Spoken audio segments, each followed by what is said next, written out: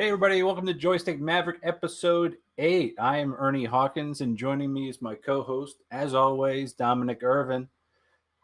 This is the second time we're going to try this episode out. We actually tried on Tuesday. If you watched, it said there were some viewers, 7 viewers. I hope that doesn't count us 3 times and somebody else 4 times, but hopefully you were watching and you heard something, but evidently all you did was hear me and not Dominic. So that was definitely kind of weird. I listened back to it and it sounded unnerving. It sounded like I was just talking to myself and just giggling in a corner. I imagine that's what like the Joker sounds like, just giggling in a corner. Yeah. But hey, you know, we can only do what we can do, and I appreciated it. It's been 2 weeks since our last episode, and there's a reason for that. One, on May 24th was your 7-year anniversary, and for me was the birth of my wonderful daughter, my first child. Margot Marie has come to the world, and she just said, "Hey, hello" to the stream for the first time. She didn't do that in the first time around, so that was really nice of her to show up in the second take. So, right on cue. Thank you, Margot. There we go. But yeah, actually, it kind of worked out, if I'm being totally honest, because my jokes weren't really good in that first stream. You know, plus there's been a lot of things that happened. Thanks, Joe. What's up, Joe? Joe Furman can hear us. Thank you, man. I appreciate you checking that audio, brother.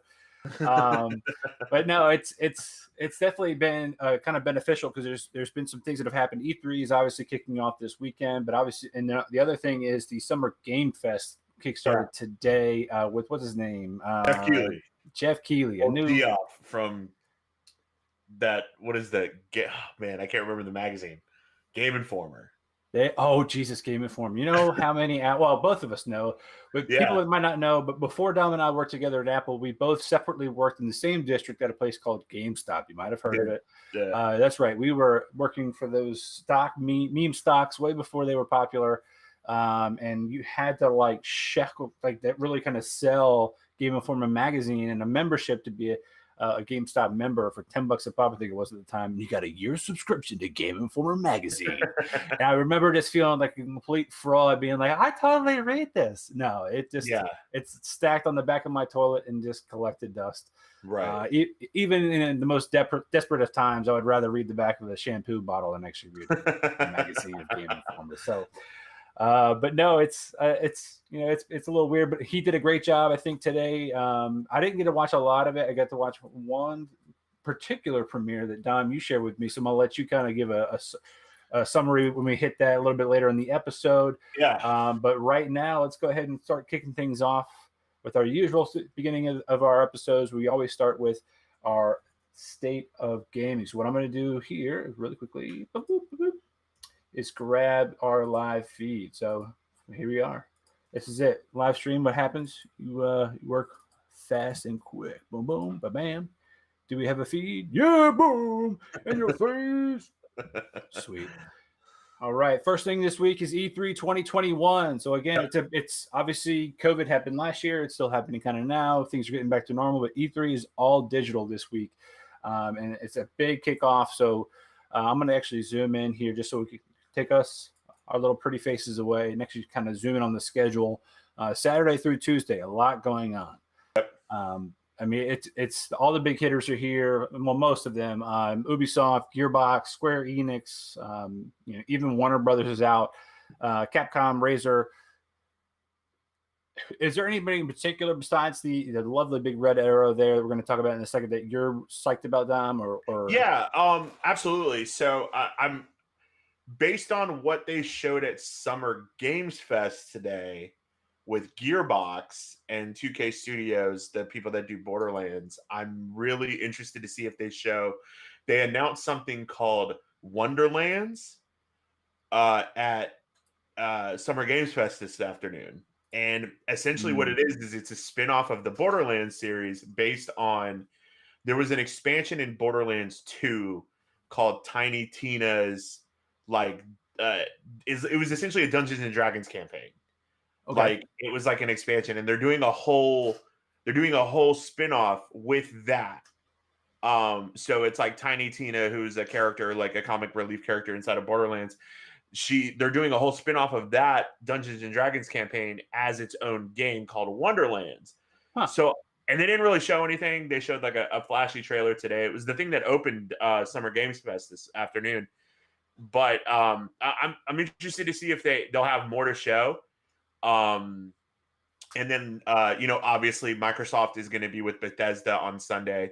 That's pretty momentous because it's the first time that Microsoft has decided to take one of its developers and bring it in for their big press conference. Expecting to see something about Starlink, expecting to see Halo Infinite, which didn't show very well a couple years back, was supposed to come out last spring, got pushed back because they really needed to polish it. So I'm excited. I know that we talked a little bit earlier this week about that, but I'm even more amped based on what I saw today.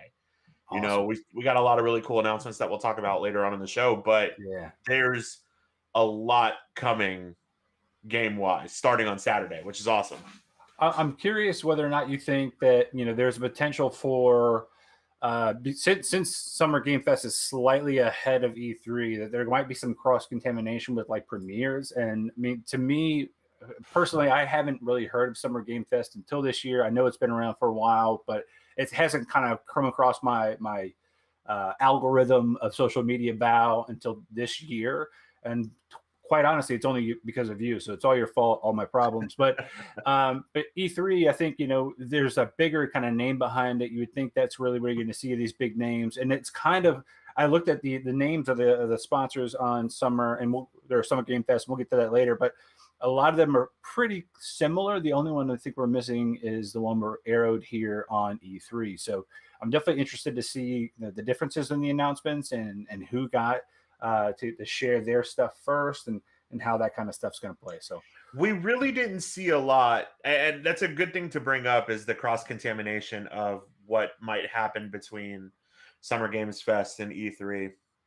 I think that, and when we talk about Summer Games Fest, focuses a lot on indie titles, a lot of smaller titles. Now, granted, they did have the big wham bam at the end of the show, Elden Ring, which we'll talk about because that's absolutely enormous, and that's a From Software game, which is a Sony property. But I think that we still got a lot of surprises left. Ubisoft was not at Summer Games Fest. There was nothing first party from Microsoft at Summer Games Fest. Activision was there briefly to discuss the new Call of Duty Warzone season that comes out next week. So I think we still have a lot that has not been shown. Cool. And Jeff Keighley hosted a lot of E3 for the last spoilers. Yeah. No, yeah, and I guess again we're gonna get to it towards the end of the episode, but yeah, I think you're right. I was definitely way off. There's a couple that are really big hitters. I mean, I'm just looking at this list here. There's probably like 20 to 30 listed, and the list of sponsors that I have here in our show later on, it feels kind of on parity, but at the same time, there's some big names that are just missing. So I was curious if there was going to be an issue of exclusivity and somebody was going to get sued for for not really keeping it that way. But I'm glad to hear that might not happen. But the big one is actually on, I believe it's 9 p.m. on Tuesday, or sorry, 9 a.m. noon Eastern Standard Time, our time zone on Tuesday, is going to be Nintendo Direct and then Nintendo Treehouse. This is something we've been hearing about back since 2019.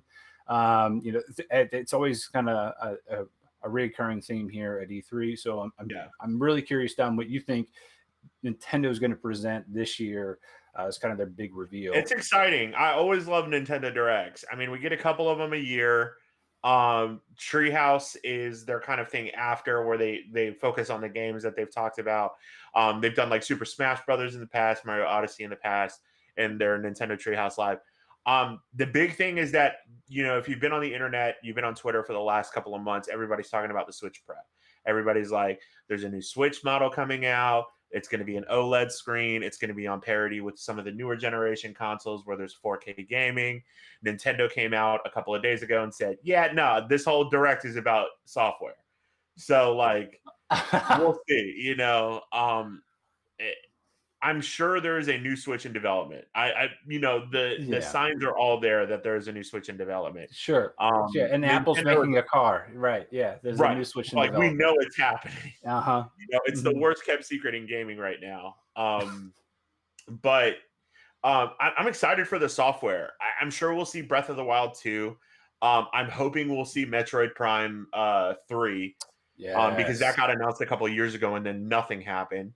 There'll be something Mario Kart related. There'll be something Super Smash Brothers related, as far as new character reveals and all of that. Right. But I really like Nintendo's way that they handle their directs. It's kind of like there's very little talking, and it's just reveal, reveal, reveal, reveal, reveal, reveal. Right. I think that this year they've only really got 40 minutes to kind of unveil all this stuff. And there's a lot of things that people are hoping to see, like a new Kirby kind of a MMORPG, or not RPG, but like a massive multiplayer experience for that. Then they've got potentially a bit, like there's the whispers on the internet about a Banjo-Kazooie kind of meeting in Smash Bros. So I'm curious to see how they're going to handle the reveals, but it's in history. Like they've just been doing trailer after trailer after trailer, not a lot of gameplay typically, but we'll have to see. It is 40 minutes. And, for That's me and you, I was going to say 40 minutes when you're talking live and like in front of people, that feels like an eternity. So maybe there's a lot they can squeeze in, but I'm definitely interested to see what felt like kind of a break of a 2020 year for a lot of gaming studios, what Nintendo's going to have to show up with. One thing that Nintendo doesn't do is they don't do the dog and pony that Xbox and Sony have done in the past. No one gives a shit about how many Switches were sold. Nobody cares about how many teraflops the Nintendo Switch runs at. Nobody cares about what your market share looks like. Nintendo just comes in and be like, yo, Mario, Zelda, Kirby, Donkey Kong. Goodbye. In your face. Speaking of Donkey Kong, isn't it? I think supposedly the Mario Odyssey team is doing the new Donkey Kong. I've heard so maybe that's something else. That would be sweet. But that's funny. You kind of just hit all the main talking points of like every Apple keynote, and we would know out of everybody covering this, we would definitely freaking that. Yeah, seen. Jeez. So another thing this week that actually already came out, but we talked about it on Tuesday in this segment, so I want to continue down that path, was Fortnite Invasion. This is Fortnite Chapter 2, Season 7. Last season, Season 6, was all about this kind of, I'm air quoting here, primal version of Fortnite, where there was a big catastrophe that happened on the island, and things went back to the primal times. A lot of like crops showing up, a little bit of it felt like Back to the Future Part 3, where there was a clock tower once upon a time. That clock tower turned into something that was held up on stilts with a little bit of wood, and then there's still a clock there. For me, I'm excited about the Fortnite Invasion. If you just even looking at this kind of key art here, you've got Rick Sanchez from Rick and Morty, you got Superman, what's up, Soups, and then you've got all these other kind of alien, futuristic, like characters or skins that you can play as. And the homegirl on the left-hand side, she looks like somebody that could be a future version of Men in Black. So I definitely, and I've seen in their trailers something that appears kind of in that storyline of a Men in Black centric or kind of paralleled character storyline that might cross over into this kind of Fortnite universe. So I definitely am looking forward to it. I personally definitely want to play this season as opposed to other seasons. And I just now am noticing, Dom, I don't know if you ever saw the movie Mystery Men. You probably have. Ben Stiller, Janeane Garofalo. Ben Stiller, In the upper right-hand corner is what looks to be a glider from Fortnite. When you glide into the island, like just like Call of Duty and things like that. But in this one, it looks like there's a skull inside of a balloon that you would hold on to the bottom of that thing, which reminded me of Mystery Men. And the bowler, which was Janeane Garofalo's character's name, and it was her dad's skull in the bowling ball. And so that's freaking fantastic. I have to watch that. It's on Netflix right now. And I'm excited to get back. I've always been terrible at Fortnite. Like there was like a summer where in my job we would play on our lunch break, and like it would be like the entire development team would take our lunch break and we'd do a couple of rounds while we ate. And it was cool. And I was terrible at it. I think we won one game because I was getting carried by everybody else. So it sounds like me and you are the same person on our teams, man. Same thing. My 9 to 5. I'm the CEO where I work. I won't call him out by name unless we want to speak to in another episode. But he admits and claims to be the best Fortnite player over 50 in the world. Oh wow. But he would play during lunch or right around this time most days, and he would crush, man. We would get W's, and it's because he was building. I was like, man. All I do is sit in the bush and snipe you from far away. And last season, if I'm being totally honest, the minute I found out they took sniper rifles out last season, I was out. So, I mean, what are you going to do? At least I'm honest. This next segment is coming soon. We usually talk about movies, games, things that are coming up that we're about to see here in the next couple of weeks, but also some casting news. So this is a nice little segment here. And this one, we're going to kick things off with the Eternals from Marvel Studios. They dropped their trailer. We can't show it here, obviously copyright stuff, but dude, that trailer was epic. I mean, yeah, you had a reaction to it. I had mine. It didn't. My reactions always get me a little like, oh, this is so epic. There's like two specific ones. If old men are crying, or or then I'll cry. Or if there's like an old song from like the 60s, 70s, 80s that it brings back a feeling and an emotion, then I'm gonna weep like a baby. Like Guardians of the Galaxy. I got pumped by those. Same thing with Suicide Squad recently. Yeah, I love that trailer. But talk to me about Eternals. That's the thing. I'm a sucker for music and trailers. I mean, I remember when the original Watchmen trailer came out, and it was "The End Is the Beginning Is the End" by Smashing Pumpkins. Oh. And then the second trailer came out, and it was Blackout by Muse, and I was like, dude, this is incredible. This is the best trailer I've ever seen. You just gave me chills. Just gave me chills. But no, the Eternals are such a interesting group of people inside of the Marvel universe, and we're going to talk about Loki because that came out later, and I'm interested to talk about Loki with you because I really start seeing them kind of start building the Eternals up through there. Yes. But the Eternals are supposed to be these essentially one step down from deities in the Marvel universe, one step down from Celestials, and they're the ones that have shaped humanity. And it looks like through the trailer, just through this 2-minute trailer, you see them providing water for irrigation in a village, and then you see them in ancient Egypt, and then you see them throughout time. And, there's a whole lot of where the hell have they been for the last 12 years? Thanos snapped half of life. Thanos is a variant of an Eternal. So he's in the same group, but on the other side. And the casting is off the chain. I love Richard Madden, who's Robb Stark. I love Kit Harington, Jon Snow. Salma Hayek's incredible. Brian Tyree is incredible. I mean, Angelina Jolie is incredible. Like, everybody in the movie is incredible. Then, of course, our guy from Silicon Valley, Kumail Nanjiani. Yeah, Kumail Nanjiani. He's jacked. His transformation, like Chris Pratt's transformation, was pretty incredible for Guardians of the Galaxy. Like, Kumail wasn't really out of shape. He was skinny. Yeah. And then you see him in this, and he's just yoked, completely yoked. I love the criticism he's been getting recently about how he's still going to the gym, and they're like, but you already shot all the movie parts. Why are you still doing that? And he's like, because I want to keep it. It's like Gerard Butler, right? He went from being just like a beer drinking, cigarette smoking, kind of like skinny Scottish guy to being King Leonidas in 300. Yeah. He's now been like Captain Beefcake in a bunch of other movies, like the movie Gamer, or even the recent movie Greenland. I just watched that last night. Great movie. I loved it. What's her face from Deadpool and Marina Baccarin, yeah. Firefly. Oh yeah, smoke shit.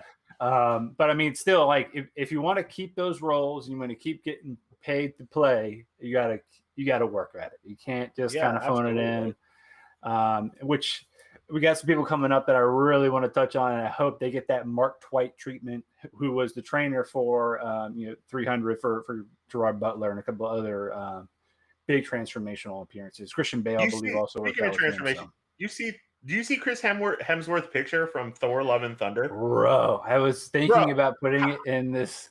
His bicep is bigger than his head. I don't understand how he keeps getting bigger. I don't know if he's smushing a bicep against his body. I have no idea. He's so jacked in that. I don't know if he's just doing this number. Remember doing this when you were a kid, where you would just shove your thumb up here and like really make things look jacked. Like, oh, look how yoked I am, only at this one point. Ridiculous. It's huge. It's insane. I mean, it's wonderful. I really can't wait. And plus, you get Taika Waititi. Whenever they're together, magic happens. Oh, hey, it's Fast and Furious 9 again. Oh, hey, look, another group of people that only work out whenever they make movies. Vin Diesel. I'm pretty sure, like every time it's like I see through Instagram and whatever my algorithm is, I see a Vin Diesel working out photo. I'm like, we're getting a new Fast and Furious movie. That's it. We're getting a new Fast and Furious. Furious. How it happens. I just think, yes, here it goes. Automatically. He's not dropping a new album, which, by the way, why? Why did he make that album? Why did he have a song come out? Right. Stick to what you know. And the guy who plays Han all the way down there at the end, I love the fact that everything he's in, he's constantly eating. That guy's my spirit animal, man. He's great. If I could be in something and just constantly eat, it's like Brad Pitt in every one of the Ocean's movies. He was just constantly eating, whether it was nachos, beef jerky, it didn't matter. I'm like, that's going to be my thing. If I'm ever acting in something, I'm going to be eating something. It's kind of like every time I, say a sentence and I think it's funny, I take a nice dramatic pause with a sip. Looking at this picture and Fast 9, I mean, believe me, I'm going to go see Fast 9 in the theaters. It's probably going to be the first thing. Believe me. You want to get me to a movie theater? Put a bunch of fast cars and a bunch of people in it. Yeah, that's I'm easy. Well, you're not the only person because it evidently got into the Cannes Film Festival. That's right. I don't know if it got into it. Let me rewind that. It might not have got into it like they submitted and like, fingers crossed, hopefully we get in. I think they were like, hey, we want to get in. Somebody was like, okay, cool, click. And that was it. Like they hang up, put this bazillion-dollar movie with cars potentially going in space, evidently. Here's what you need to do. You need to watch the first Fast and the Furious movie, okay? And then go see the 9th one, and then realize that all these people got really old. I'm not going to lie to you. I started rewatching Michelle Rodriguez looks all old. of them 2 weeks ago. And looking at Michelle Rodriguez, who is, a beautiful woman, but also I could feel like she could, hang out with you and play softball or baseball and maybe shoot some hoops. And then you guys have a good time out of the bar. She was a baby. She was a child, man. I'm like, oh, man. But at the time, I was 13, 12 when it came out, so it was totally fine. But now I'm like, oh, man, it's so weird. It's just bizarre. But everybody in this, I mean, even when you think about it, look at Ludacris. His career skyrocketed in all kinds of directions. Right. I mean, everybody here has made, bazillions. Plus, homegirl from Game of Thrones. Yeah, right. She's the youngest one now. Yeah, she was the right hand of Khaleesi, Mother of Dragons, and now she's a hacker on the Fast series. So I can't wait for this to come out. I think we're let's say 25th. Today's the 10th or 15th. Yeah, 2 weeks away. Can't wait. Yeah. This one, I'm excited. Yeah, this is the new R.L. Stein thing on Netflix. Excited. Yes. I never read any of these books, but it says R.L. Stein in it. The whole poster looks like a torn up book you get from the library in elementary school. Like, should I read this, Mom? I don't know. Read it anyway. And it's a 3-week event. They just dropped the trailers for it. The single trailer for it. I can't wait. It starts on July 2nd, ends on July 16th, aka my birthday. So it's like a little gift from Netflix to me. It doesn't happen all the time, but when it does, I say thank you. But I'm excited about what this could be. It's got some of the actors from Stranger Things. It's got what's her name, Jillian Jacobs from Community, and of course she's done. That's the only thing I've ever seen her in. She will always be Britta Perry. Yeah, can't tell me otherwise. But I'm definitely excited about this. So we haven't seen the trailer. Hoping that we can talk to some other folks that you and I are in podcast all about horror movies, and hopefully we can do some guest appearances because finish a fun 3 weeks of horror. I agree with you. I think it's a great. I will clout farm all flipping day, brother. Let's do it. All right, next up, we're going into the casting news, the big ones. Look at him. He's got that Dom look. Who can grow a beard like Oscar Isaac, dude? Dominic fucking Irvine could grow a No, dude, beard I don't like have the. Oscar I Isaac. got this. I don't got the. I don't have the connection, dude. I What do gotta you? grow it long. Oh, you talking about just right here? This right here? Yeah, Oh, I thought you. I mean, you got all of it, man. You just all we gotta do is get you a big pseudo plastic armor because you know that's not metal. You got to breathe in those things. But evidently, he has been cast. I believe his name is Mark Spector is the character, aka Moon Knight. So I'm curious whether or not he is going to end up doing this transformation we've already kind of alluded to. Because Moon Knight is essentially what I consider the inverse of Batman in the Marvel universe. It's not like an orphan, a billionaire, or anything like that. However, he wears an all-white suit, again, the inverse. So Batman wears all black. He wears all white. He's a great detective. He's a master of hand-to-hand combat. All of those things that you come to know and appreciate about Batman, Moon Knight kind of essentially has.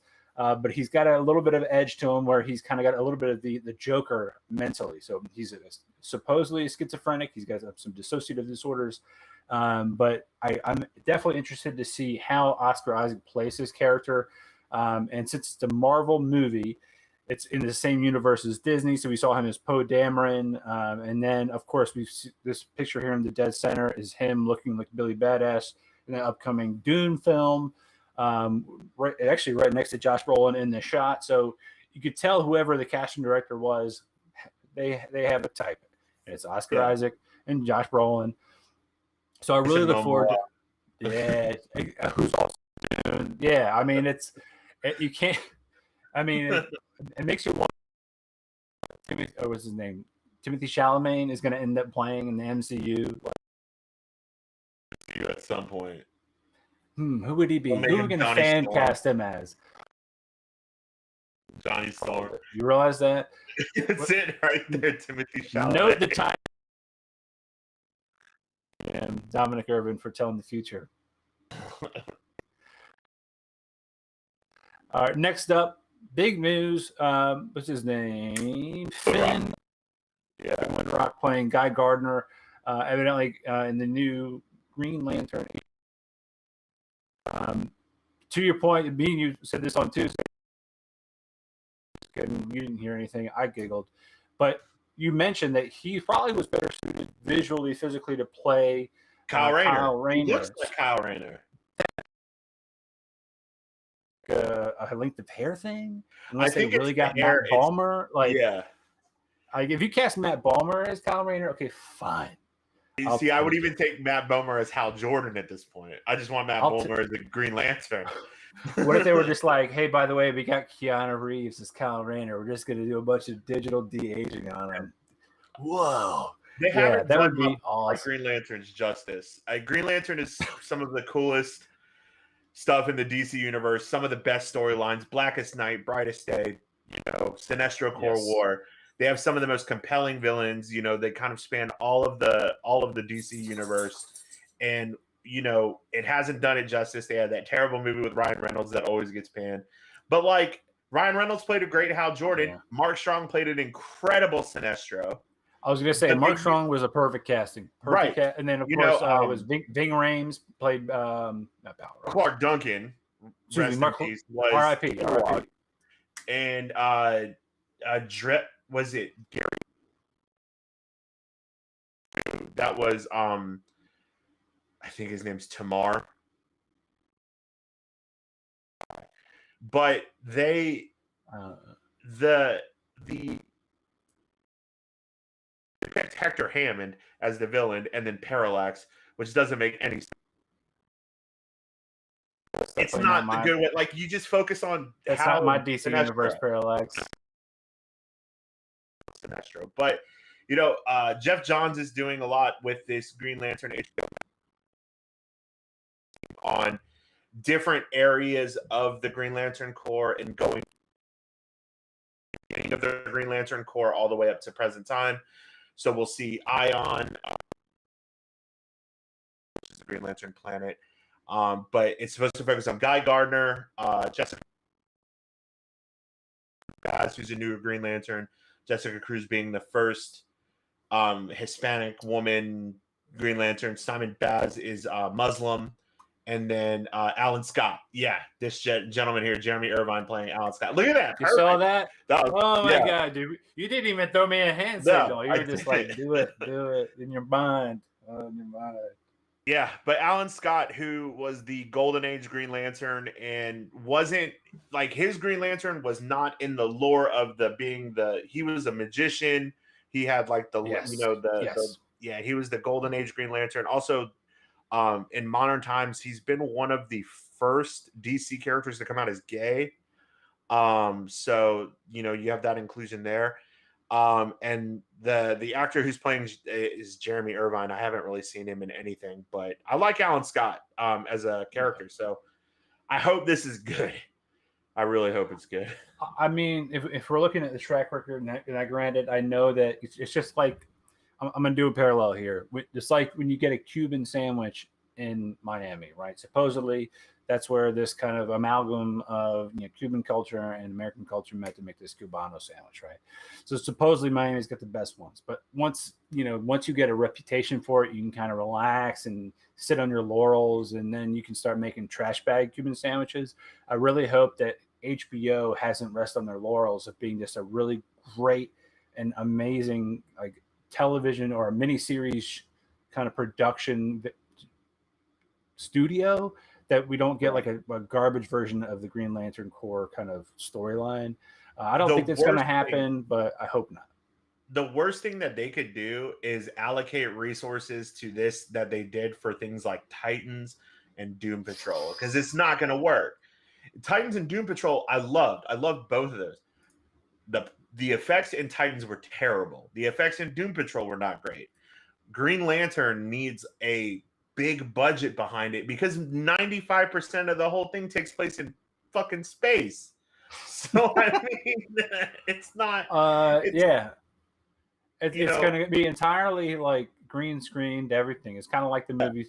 I keep alluding to, but 300 is a great example where they just had one massive like studio that had a huge rock boulder structure in it that they shot from different angles to be different cliff faces and different parts of the scene. It's all going to be visual effects. It's the same way with Taika Waititi being Korg. He was able to have all those different lines and really take his time and really make it kind of funny and think of different jokes because that character doesn't physically exist. Right. But if they don't have the resources, if they don't have the time in production, it's going to look real garbage real quick. Yeah, and that's what I'm afraid of. But, hopefully it gets some budget. Hopefully it gets some good writers. And, hopefully we start seeing Green Lantern do good things because there's a lot of good in Green Lantern. For sure. This one, I think we talked about this a little bit at length. I mean, and after actually seeing, his name is Tenoch Huerta, right? Tenoch? Yeah, Tenoch Huerta. Yeah. Tenoch Huerta.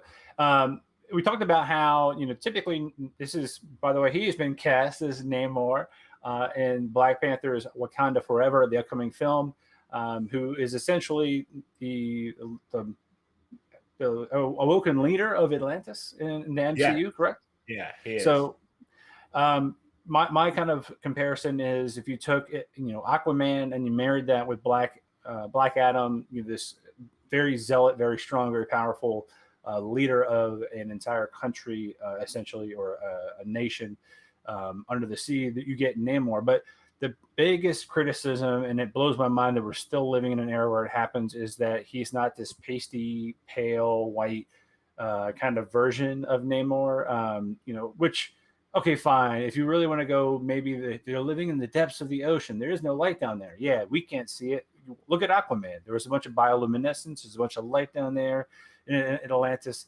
To me, if you look at his eyebrows, his nose, this guy looks so much like this comic book representation. It's crazy. But I think, Dom, you know more about it than I do. You mentioned that there was potential public controversy. So Tenoch Huerta, best known as playing Rafael Caro Quintero in Narcos Mexico, was he was great in that show. I loved him. He was great. Rafa is a pretty cool character in that, like a very loose cannon. But yeah, so as whenever somebody gets cast, especially if it's in a Marvel movie, Okay. The internet goes back and tries to find any dirt on him. Anything. Like they will go back years That's why I'm not running for years. public office, buddy. I mean, me and you, we're Right. never going to Yeah. be president You for a know, reason. it happened to James Gunn. It happens to Chris Pratt. It happened to Chris Evans. It happens to everybody. And apparently, Tenoch over here had some inflammatory tweets, that people have brought up. One of which he said was a joke. The other which was deleted. I mean, Disney don't fuck around with that shit though. Like Disney, no, not at all. Fire somebody like that. So yeah. The other thing is that this was like kind of leaked on Monday, like Sunday, Monday. No, we haven't heard shit about it since. Like, it's probably because there's like a crazy amount of due diligence going on, man. Yeah. If we're being honest, I'm sure the Mouseketeers, which is now what I'm calling like the Secret Service of the Disney organization. Yeah, like it's like what's like you have the CIA, we've got the KGB, what's the name of the Chinese Secret Service? There isn't a name. That's how secret that Secret Service is. The same thing for Disney, man. They got the Mouseketeers, and those motherfuckers will find the dirt. They'll find the dirt, and then you go in a black bag. You'll never be seen from again. Career over. But hopefully, comes out relatively unscathed. But if he is turned out to be a scumbag, this podcast, this show disavows any of his actions. Just saying. I'm excited that Namor is coming, though. I'm excited that Namor is going to be a thing in the Marvel Cinematic Universe. Namor has the big history with the Fantastic Four. Yeah. Like, I mean, and we're getting the Fantastic Four at this point. They've already announced that. People are very wary about how Wakanda Forever is going to handle the death of Chadwick Boseman. There's been talks that, Letitia White, who also had some Twitter controversy and kind of came out as an anti-vaxxer during this whole pandemic and all of that stuff. And she had to kind of put up some heat as well. But there's talk about her taking up the mantle. There's even been some rumblings that through this whole time thing that's going on in Loki, that Michael B. Jordan's character could end up being taking on the Black Panther mantle, Eric Killmonger. So, I mean, whatever they do, Kevin Feige, as much of a clown as he is on the internet and should keep his mouth shut, has done pretty good. Yeah. Has made fairly good decisions when it comes to these movies. And, it's Ryan Coogler did an exceptional job with Black Panther 1, who's great friends with Chadwick Boseman, so he's going to honor that legacy. So I'm excited. I think Wakanda Forever is going to be awesome. Oh, I agree, man. I'm definitely looking forward to it, and I hope we're all left with just our mouths hanging open from how epic it is. All right, moving on. Next big topic: the new releases. So, new releases. These are things that one of us has seen. They're brand new. They come out. There's so much content. We can't all keep up with it, but when we can, we do talk about it. But for this one, I think there's a couple in here that only one of us has seen. But right now, new releases. Believe it or not, this is actually one of the ones we have seen. Castlevania Season 4. Dude, we talked about it last episode a little bit, but now we've actually finished the series. It's come to an end. Wow. It's so good. It visually is one of the best animated things that I've seen. That was not like a 3D animated like Pixar. It was exceptionally done. As far as video game adaptations go, I would say this is probably up there as one of the best. The voice acting was incredible. The storyline wrapped up nicely. I'm sad to see that was the end of the series. However, they have confirmed that they're spinning it off. I'm sure we'll see more of Alucard.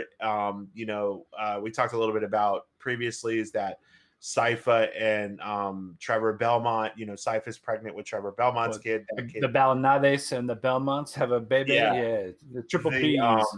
That kid in the main kind of Castlevania thing turns out to be Simon Belmont, who is the main character, or Simon Belmont, who's the main character. I said mistakenly of Rondo of Blood. That's Richter Belmont, who's the main character, Rondo of Blood. Well, fun facts, man. If you said it erroneously last time, nobody heard it. That's right. That's true.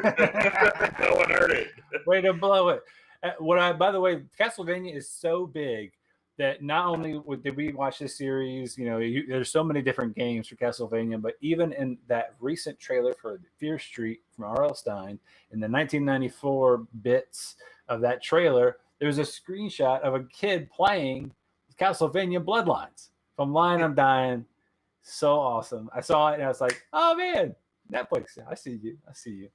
Yeah. Good stuff. But no, I agree, man. It was a great final season. We got to see, spoiler alert, we got to see Dracula and his wife come back. We got to see the Death show up, who was voiced by Malcolm McDowell. We got to see it just Carmilla's last stand, which was just straight up Hulk out on so good. Dude, I mean, watching a character wade through what was like mid-calf deep worth of blood and then just eviscerate a bunch of monsters was awesome. Yeah. But to your point, incredible animation, and I look forward to see what's coming from the studio next. Absolutely. The other one Sweet Tooth. Yeah. I'm a sucker for like these kind of movies where like, okay, there's some key adults that are adult actors that I'm familiar with. There's an up-and-coming young actor or just a fresh face I've never seen before, but there's really good production team behind it. And this actually has a production team of the executive producers of Robert Downey Jr. and his wife Susan Downey. So immediately I was going to watch it. And then you've got Robert Downey Jr. famous for Weird Science, right? That's his biggest role. Yeah, him just with that tight side part there. That's tell me people know what Weird Science is. Oh my god! And if you don't know who Oingo Boingo is, go watch American Psycho, and you'll get a whole explanation on that band. But no, Sweet Tooth was actually pretty epic, man. The quality of the visual effects were great. Even just the practical effects that you actually see in the shot here, that looked really, really well done. And I'll be super surprised if later on we find out through some behind-the-scenes footage that his antlers that you see pictured were actually all CGI, because they stayed in place. They didn't quite move. His hair and ears functioned, and even like the function of the ears in certain scenes looked animatronic. They didn't feel like they were being computer generated. If that makes any sense. Like when you see something kind of really truly fake, you're like, oh god. Like a transformer, that's a fake thing, right? You can feel it, you can see it, and reflection of light, things like that. But just a little bit of twists and turns of his ears were fantastic. But the whole storyline hits really close to home with our current, trailing off, hopefully, pandemic situation. This storyline kind of parallels that a little bit, but it's drastically different, the kind of pandemic they were facing in this universe. But I definitely encourage you and others to watch it. So I'm excited. I will say that when it got announced, I thought it was I think I said this previously, I thought it was a Twisted Metal origin story for Sweet Dude. And I was like, dude, yes. And then I was like, about some kid with fucking antlers. This is the opposite of that, my friend. This is the exact opposite of what I thought it was. But I've heard it's great. Super opposite. The DC comic version of this is beloved, so I will definitely give it a shot. I want it. Yeah. I watched the first episode of Jupiter Ascending, and then I found out it got canceled. So I was like, no, why did I it ended on a whole series? I'm so butthurt by that. I'm so butthurt, man. I can't. Oh. Yep. So thanks, bud. Sorry, bud. Well, hopefully they don't cancel that one, because I definitely watched all that too. This one came out today, correct? Yeah, I actually finished this about 4 minutes before we started recording. Talk to me, guys. So, so In the Heights is essentially the thing that got Lin-Manuel Miranda of Hamilton fame and Moana fame his start on Broadway. He wrote this based off of a book that I actually just found out about, and it's about it's a lot of.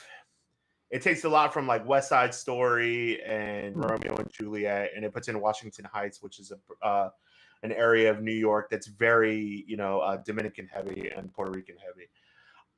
This movie was awesome. I'm not a big musical person to begin with, but I see this more as a hip opera than anything else. Hip opera. Yeah, we're seeing a lot more, Hispanic representation in movies and in culture now. We talked a lot about Miles Morales, Spider-Man being that he's half Puerto Rican, half black, something that I identify with being half Puerto Rican, half black. And In the Heights, the original was about kind of the plight of trying to get by and trying to like kind of make a name for yourself and trying to like get out of the hood. And this one takes that, but also kind of applies modern themes to it. They talk about, the previous administration and unfortunately part of this administration of, how to deal with migrant children and how to deal with undocumented people, and then the Dreamer program. And it was exceptionally done. The movie is beautiful. The music is incredible. The dance choreography is outstanding. The acting, there are some heavy hitters in there. So, I mean, Anthony Ramos, who's a younger actor, plays the main character who he was in Hamilton. He was actually in the original In the Heights play. Lin-Manuel Miranda is a character in this. Christopher Jackson, who played Washington in Hamilton. A lot of alums from Hamilton in this movie. Jimmy Smits, I love Jimmy Smits. He Bail Organa from Star Wars. He's Leia's adoptive father. He was also he's great. He was classic. In Dexter. He was in a season of Dexter. He's Brooklyn Nine-Nine. I believe he was. He's Santiago's dad. Yeah. A lot of Brooklyn Nine-Nine people in this movie too. Oh, really? Stephanie Beatriz, who plays Rosa Diaz, who is currently Preggers. Congratulations, Stephanie Beatriz. She, the voice that she does on Brooklyn Nine-Nine is completely not her voice. She is a very right. She doesn't really talk usually real deep, like real low, like this. So she has this much higher voice and everything. The movie was awesome, though. I mean, I got choked up a bunch. My wife got choked up a bunch. My family's all from New York. They're all New Yorkers from New York. Like, I mean, both sides. So, like, New Yorkers. That's my favorite new word. Yeah, I have envy of that word. I want to be a New Yorker. So yeah, my father's from Far Rockaway. My mother's from Brooklyn. That's awesome. I mean, we're all, I spent a whole bunch of time in New York. I have family, I have cousins that live in the Bronx, Puerto Rican Day Parade, I've been, all that stuff. So, I mean, it was a great movie. I loved it. I will watch it again. I will probably go see it in theaters because I really enjoyed it and I want to support it because I want all of these actors to continue to have more and more roles because they were all exceptional. Hell yeah, man. And it's funny how, when it comes to film and movie and TV, which, there's a way for us to actually support these things. And one of them is going to see them in theaters when they're there, buying them with iTunes. Hopefully they get some of the money. I know Apple has a history of taking several percentage points of sales, but whatever way we can support them, we should. Pirating and things like that, frowned upon. I realize that, some of us can only afford to see so many things if we go that route, but when we can support, we should support. Oh, yeah, absolutely. All right. Speaking of sponsoring things we like, this week's sponsor is nobody. We got to again. You know what, Dom? It's tough. It's very tough to get sponsors. I'm going to continue to fight the good fight. I'm going to work really hard. I'm going to train every day, Dom, to find some sponsors. It's going to be tough training, tough daily training, Dom, for me to find these sponsors. But today we don't have those sponsors. Maybe next time. But for this final round, we've got a couple of, actually, it's not just one, it's several different things to talk about this final round because it's been like 3 weeks since we've talked. So first off, let's dive deep into it with Zack Snyder's latest film in the zombie era, Army of the Dead. For those that don't know, he actually did Dawn of the Dead back in the day with Ty Burrell. That had Bing Rames, not Michael Clark Duncan. I knew he was in my brain for a reason. But this movie all takes place. Essentially, there's a gang of people that are trying to get into Las Vegas, into a casino vault in Las Vegas. Unfortunately, the entire city of Las Vegas has been walled off It's been sequestered to Vegas by zombies. It did not run away from these very slow being put in place. By the way, unless they just somewhere magically had a lower a huge circle of shipping containers around. They could just keep. Look at Zack thousands of Snyder's people zombies. in there. Zack Snyder's zombies scare me. I was scared shitless through the dawn of the fast, and they were strong and they were smart. That's right. Typically, zombies they're slow. They're kind of, but the way they defeat you is by sheer numbers. Right. This is just like one hulked out zombie takes out just to take out a whole legion of soldiers. Like, yeah, I loved it from start to finish. Even with Dave Bautista, who's typically known for his wrestling days. Obviously, Drax on Guardians of the Galaxy. He's his big claim to fame recently. But I think he did a great job of trying to convey, emotion. And being like a father figure and just trying to move the story along. But I took the movie for what it was. If you went into this movie thinking this is going to be some really deep, heartfelt film about family and just good old fashioned values, this was not the movie for you. No, but if you went in knowing there was going to be headshot after headshot, a couple of little jump scares here and there, some quick moving zombies, and some just insane scenarios, then you love this movie. Yeah. I think my favorite, I'm being totally honest, my favorite part was the fact that mess with the minutes they take. Nice. I'm reading way too late. I'm reading a comment from one of our viewers. Joe says, mess with the mouse, they take your house. Yes. This is regarding Tenoch. Yeah, dude. Oh man, Disney don't fuck around, dude. No, not at all. Come on, I might have to get that tattooed. Mess with the mouse. Just Mickey Mouse ears.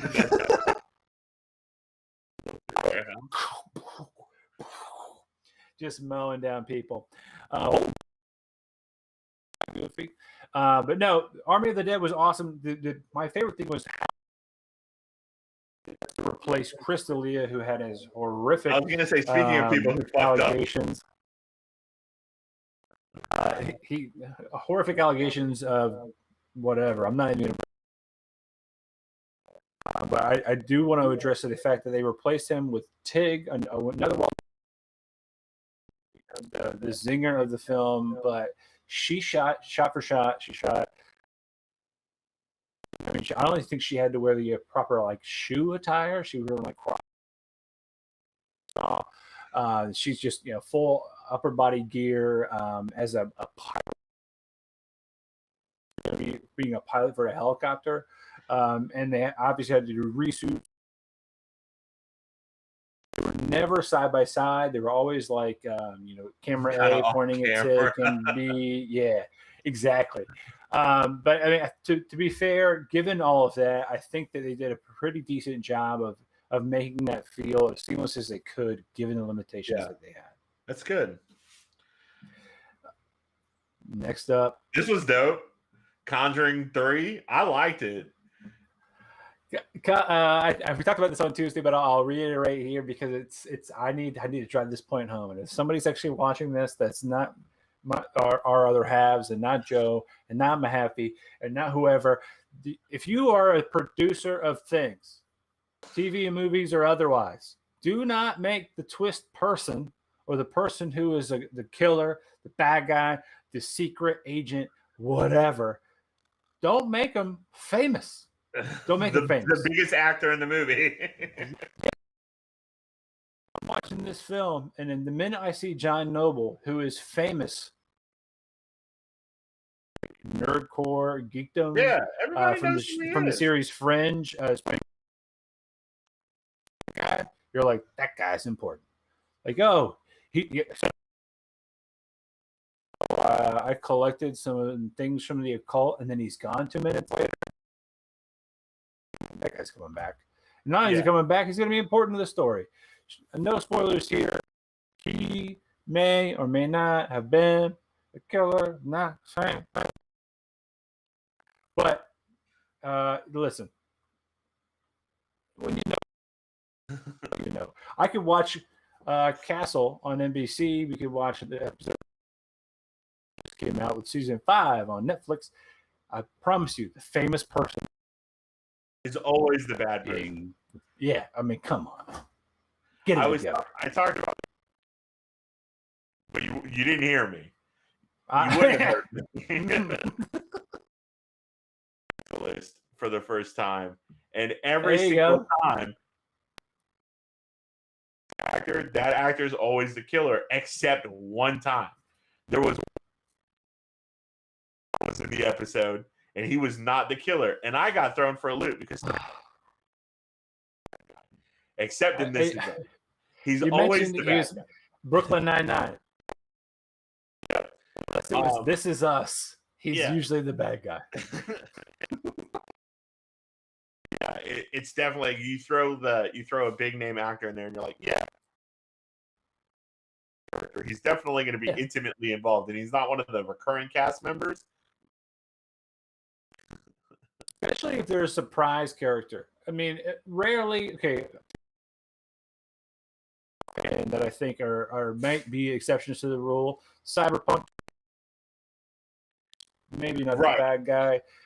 Tom Cruise in Tropic Thunder, not necessarily the bad guy, but a bad guy. And then you've got Matt Damon playing playing Loki in Thor Ragnarok, not a bad guy.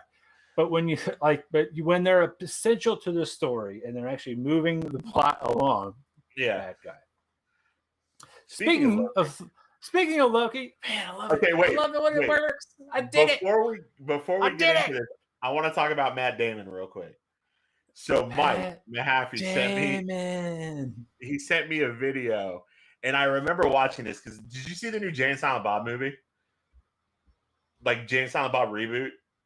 No. Okay. I hate to be that guy. It was great. But tell me there's a scene in it where it's Matt Damon and he's in a church. Loki and Dogma. And he's like, hey, I was Loki, the angel of death. And when your kid, he was like, I did it in the 90s before it was cool and not with a stupid British accent. It's a great, I'll send you the clip of that scene. That scene. And Mike sent it to me the other day because, Matt is fucking hilarious. The worst thing, and I hate to bring I saw a clip of Kevin Smith talking about Dogma and why there wasn't a part 2. The whole auditorium of people basically explained how the rights to Dogma. And that because of that, we're never going to see the light of day of any of that ever again. And granted, Rickman's passed. You're never going to have a better voice of God. Let it rest. Let's enjoy it for what it is. We don't need a reboot. Okay, Silent Bob, don't reboot it, man. Let it be. Let it be. So before we get into Loki, we should say we are going to spoil Loki because we're going to talk about it. If we've not seen Loki, I would hang up now. I will close. Better all 3 of our viewers. Just hang up. I loved it. I loved it for several reasons, and I loved right where we left off with Loki and Endgame, and I had to try to figure stuff out for the layperson that got to been able to retentively looking at the Loki lore and thinking about all these different things.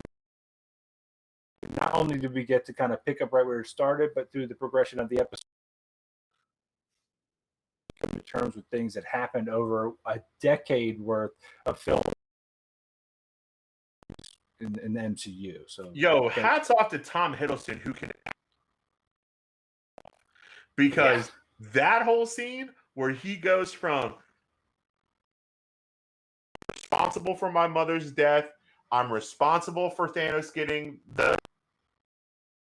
I'm killed by Thanos, and you see all of this character progression of he's just a good dude. Wilson, and he's like, I don't enjoy hurting people. And I was like, dude. Dude, my favorite thing, and luckily I read it today, was that where he comes to so one time problem, so we're going to do a little bit of reverse rewind. So it kicks for the Tesseract. He ends up in the desert in Mongolia. Suddenly he's that he is burdened with what was it, glorious purpose. And suddenly, out of what looks like just foggy window from the floor and out step through these windows of nothingness are from the TVA.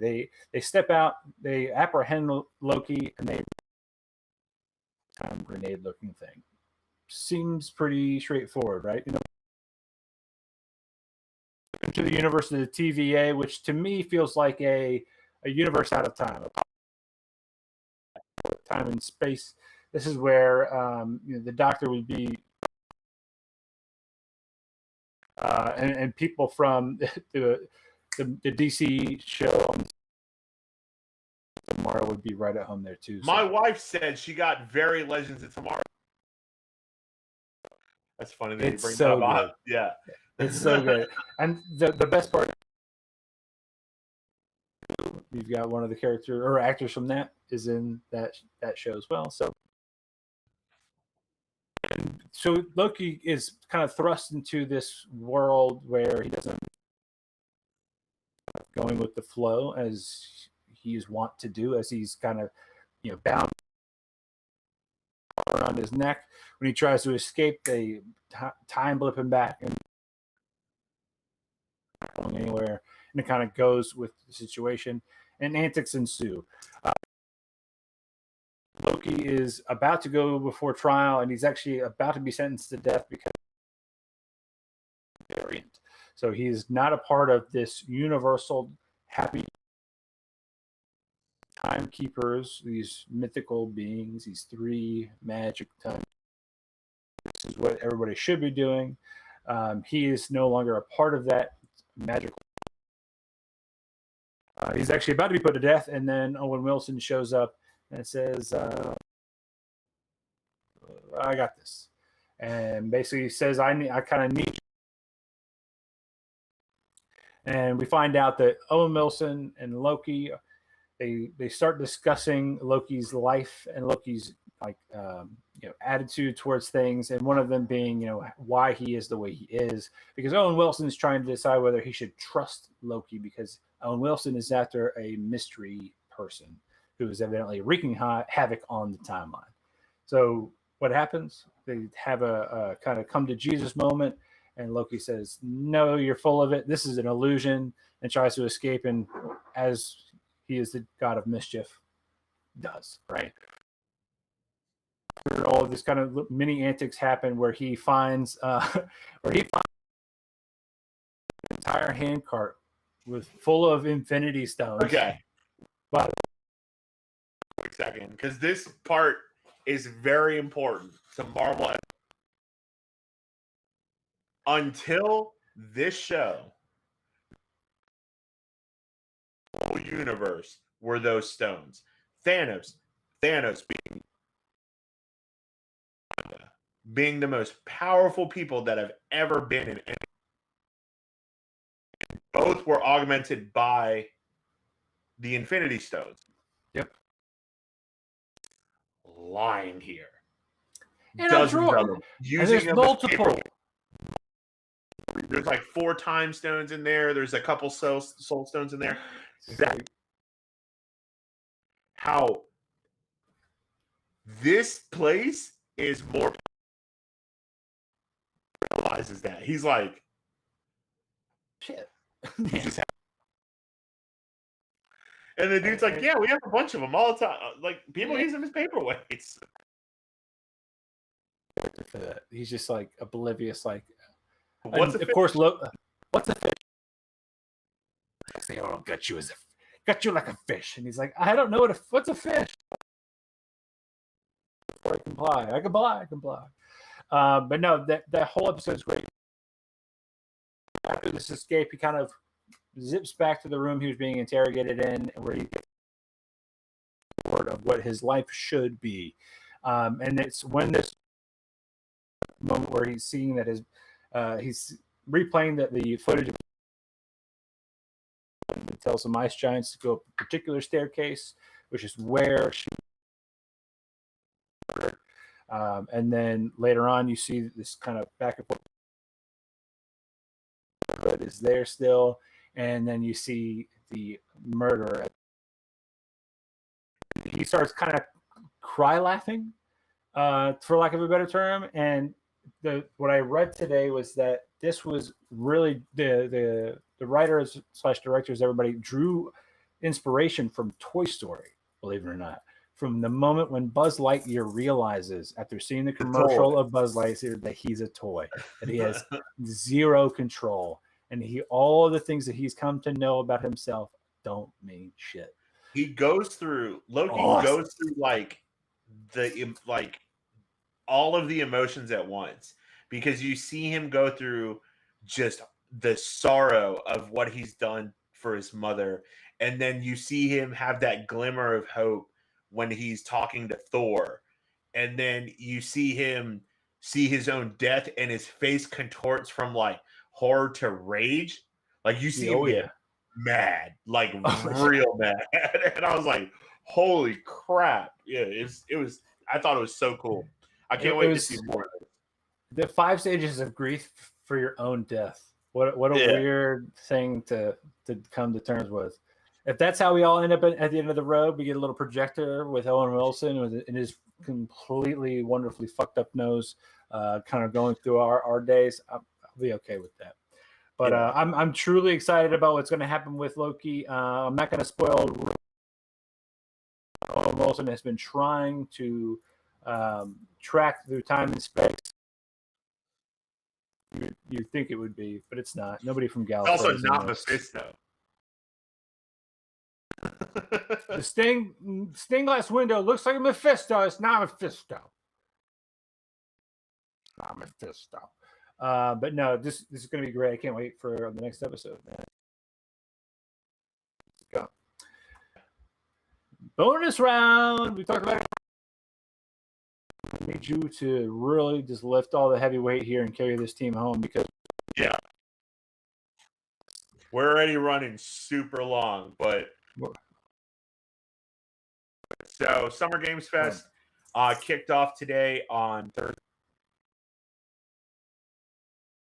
Jeff Keighley of Old Game Informer and E3 Days kicked off a whole bunch of announcements. They announced a whole bunch of things. Spin-off of Borderlands. They Kojima, Jeff Goldblum kicked off in they showed a little bit of Ratchet and Clank. They showed a little bit of Ratchet and Clank. Which had great the character. Evidently, just the texture on the was just incredibly detailed from like the little bits of snippets I saw. Right.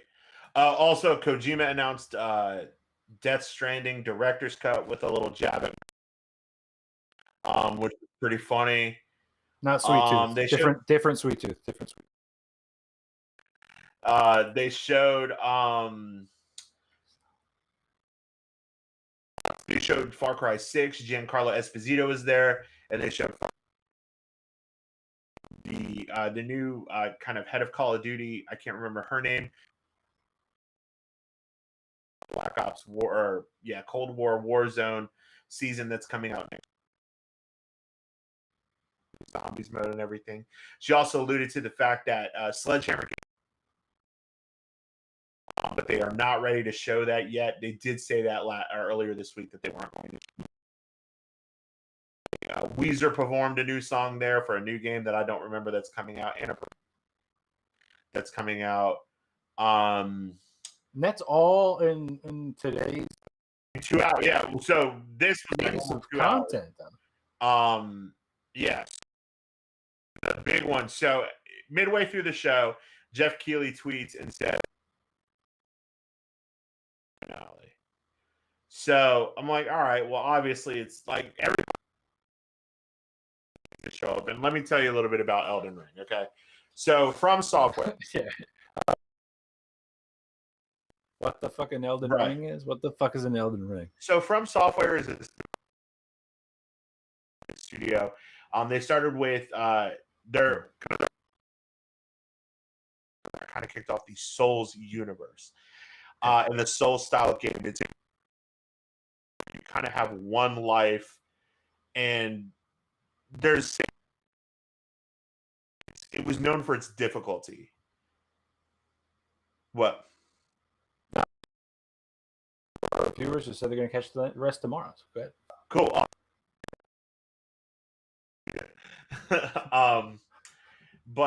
So Demon Souls was its difficulty, big bosses,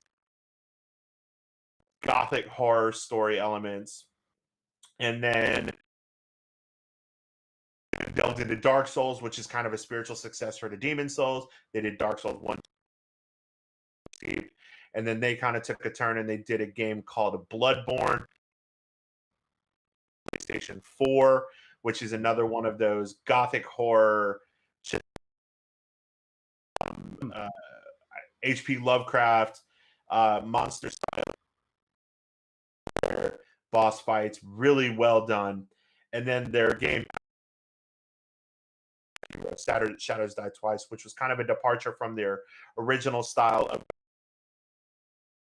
game that was still very much that Soulsborne game. They teased a project called Elden Ring, and Elden Ring was written by Miyazaki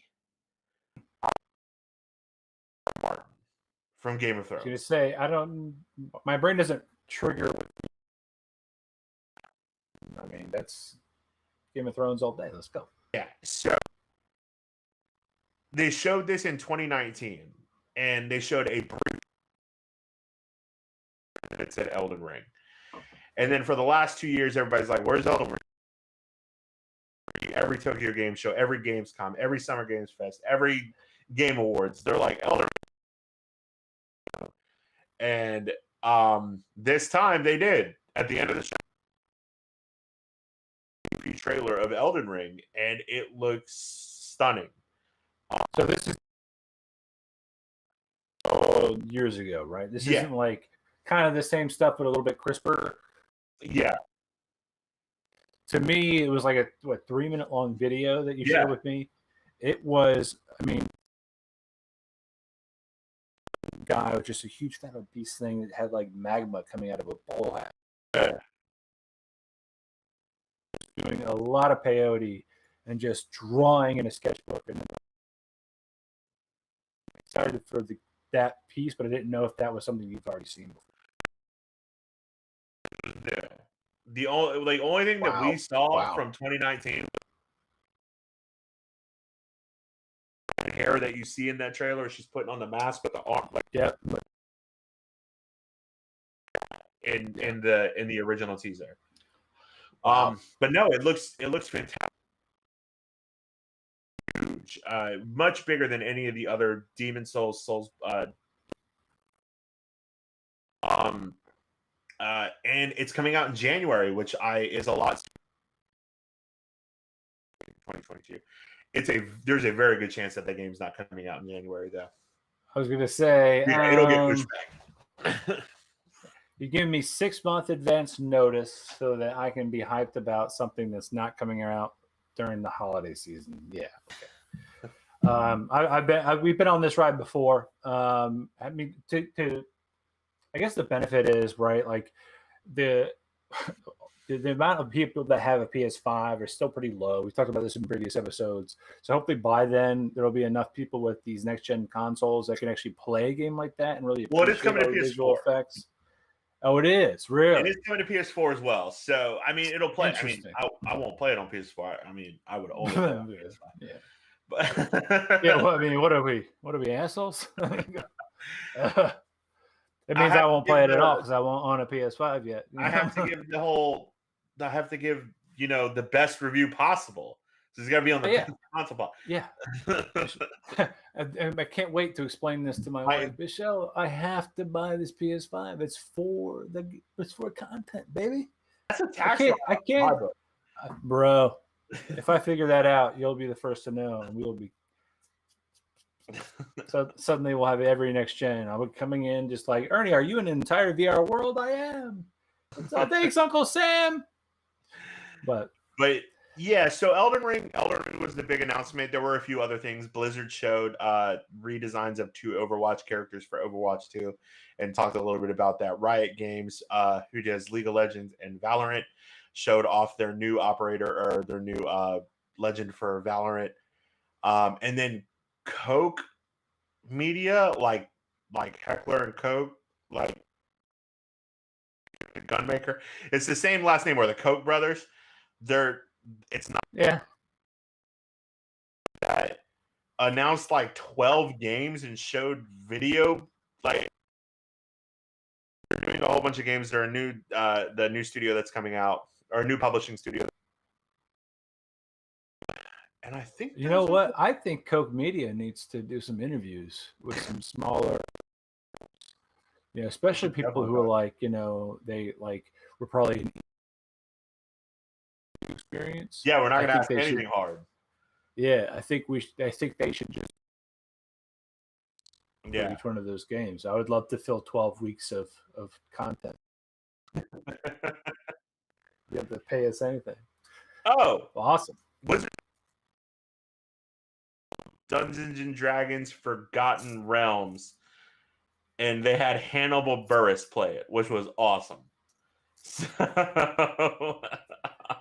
All right, we need to reach out to Hannibal Buress on Twitter and like, yeah, man, we need to interview you, and we're not going to talk about your comedy. We're not going to talk about Dungeons and Dragons. We're not going to talk about Broad City. We just want to talk about Dungeons and Dragons and how that whole conversation went down. I want to know what that phone call was like. Yeah. Hey, Hannibal Buress. Hey, what's up, man? And I want to know what that looked like. Oh man, that's totally cool, man. Like it just, did they have to have like a friend of a friend call Andre and then be like, hey, can you call Hannibal? And be like, yeah, okay, fine. How did that go down? But I digress. Awesome. But yeah, so that was Summer Games Fest. There was a lot of stuff. You'll probably see some stuff from us come out regarding Summer Games Fest and E3 over the next week or so, because we have E3 starting on Saturday. So, and then I think our Sunday show or Tuesday show next week, I'll be on vacation, but I'll be recording on vacation, bringing my mic and my camera. My man, that's what's up. I'll be in the woods. Background. Might be in the hot tub. If you gotta slowly clean your lens because you're in a hot tub, I wouldn't be mad at you. That'd be great. That'd be a great way to finish all of our episodes. Is you in a hot tub? Yeah. And then our 10th episode extravaganza. See how that goes. Oh yeah, that's gonna be a fire fest. I mean, hopefully. That's right. But I look forward to having him on the show, and then hopefully some of our horror podcast friends and get some. One of the things actually this week, before we let everybody go, it was Tuesday, which announced a bunch of new features for iOS that started happening. They announced was this view along experience using your iPhone and talk about things from your Apple TV, from your Mac, from your phone. might be able to integrate. And this show used that technology to do some watch-alongs with the limitation on the number of people that is, and experiences with a couple of our fans just to be able to watch things with us as use something like Clubhouse in the future. But that'll be a problem for the fall, when all these big things start to come out as far as our video game world. But because that doesn't even come out until I think October. So yeah, but hell yeah, but awesome. Hell yeah, man! What a great second run at this episode. I think I did a pretty good job. Supposedly, everybody could hear you, which is the most important thing because they've already heard me talk too much. You can find us at joystickmaverick.com. You can find us at Joystick Maverick on most things social except for Twitter, which is Joystick Mav, because they have a stupid limitation on their username length. Dumb. But if it ever lengthens, we'll get that sucker too. I am Ernie Hawkins. I'm Ernie UXD on everything, social and all the games world. I am Dominic Irvine. I am El Dizza on everything, including Instagram, Twitter, and Friendster and Zanga. So look at Awesome. That's right. And thanks, everybody. Happy Thursday. Happy Little Friday. We'll see you next time. Take it easy. Later.